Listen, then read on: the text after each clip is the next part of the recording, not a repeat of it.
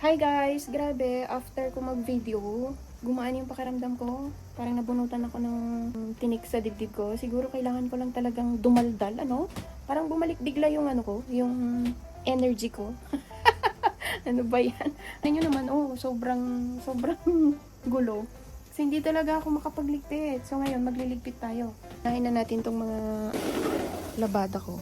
Oras natin ngayon ay 6:30 ng hapon. Ganyan kaliwanag. Diba?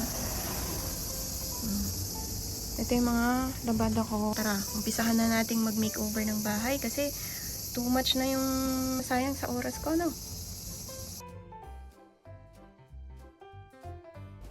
Habang magliligpit tayo, isalang na rin natin yung ating labada kanina.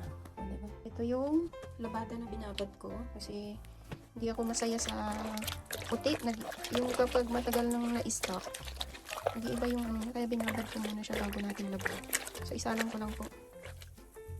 Nasalang na natin yung mga labada natin. So, ngayon, magligpit na tayo para matapos lahat ito.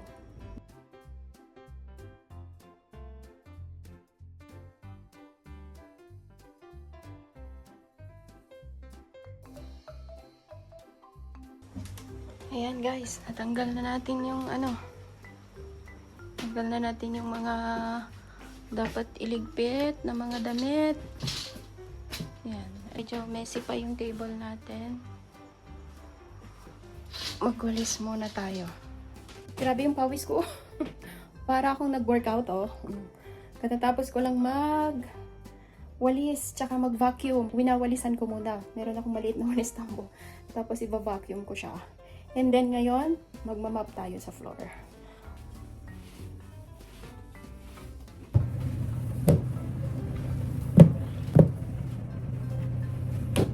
Ayan. Tapos na tayong makapag-map.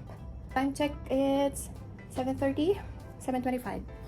Lapit na umuwi yung asawa ko. So, kailangan makapagluto na tayo bago siya dumating. Meron akong ampalaya. Tapos, lalagyan lang natin siya ng egg. Ginisang ampalaya with egg. And then, meron tayo dito beef cubes.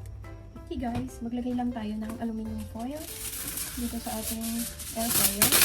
Aluminum foil. Ito na yung ating beef cubes.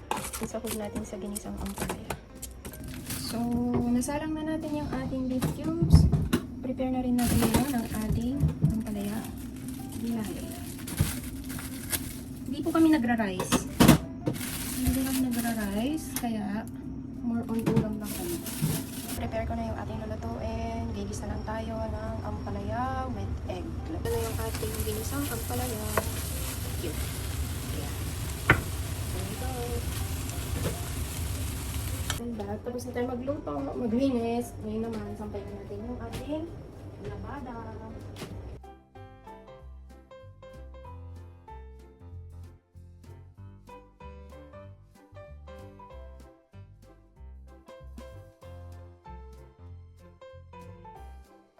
Bago tayo maligo, mag-bike muna tayo mga 15 minutes para tuloy-tuloy yung pawis.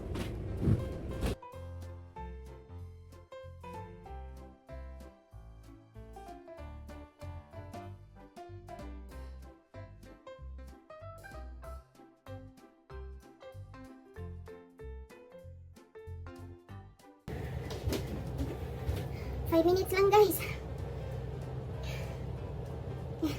Ligo na tayo.